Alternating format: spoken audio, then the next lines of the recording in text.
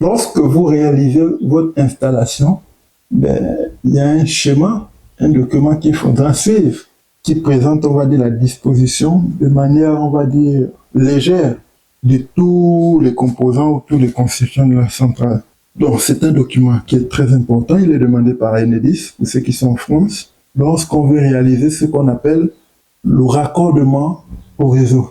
Donc, ce document, on l'appelle le schéma unifilaire. C'est un document technique sur lequel vous allez voir, par exemple, la disposition de tous les strings de vos panneaux solaires, c'est-à-dire le nombre de panneaux solaires qui sont mis en série, donc le nombre de panneaux qui sont mis en série, et le nombre de strings qu'on constitue sur chaque onduleur.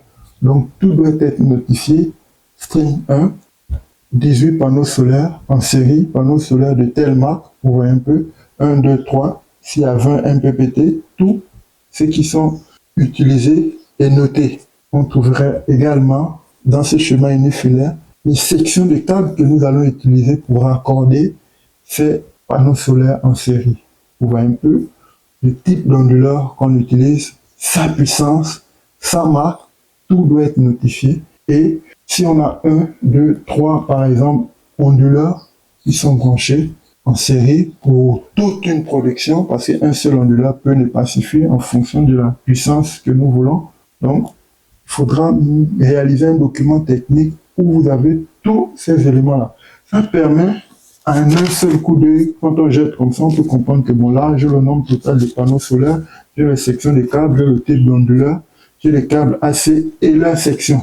Vous voyez un peu? Donc, c'est ça, la réalisation du schéma unifilaire. Donc, vous pouvez utiliser plusieurs outils, ceux qui sont des milieux électriques pour le réaliser. Mais moi, je vous montre de manière simple comment le réaliser à travers l'outil qu'on appelle AutoCAD 2D.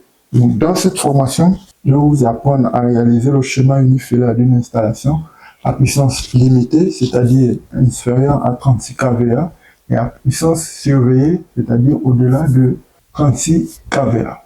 Donc, avec la compréhension de ces éléments, je pense que vous pouvez tout comprendre, en fait. Parce que là, on va mettre tous ces équipements, les disjoncteurs et toutes leurs caractéristiques, en fait. Les fusibles avec leur courant nominal, on voit un peu.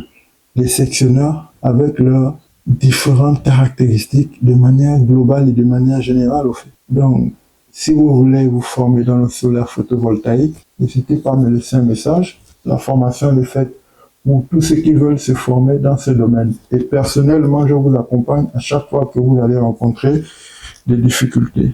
Donc, on s'arrête là. Merci.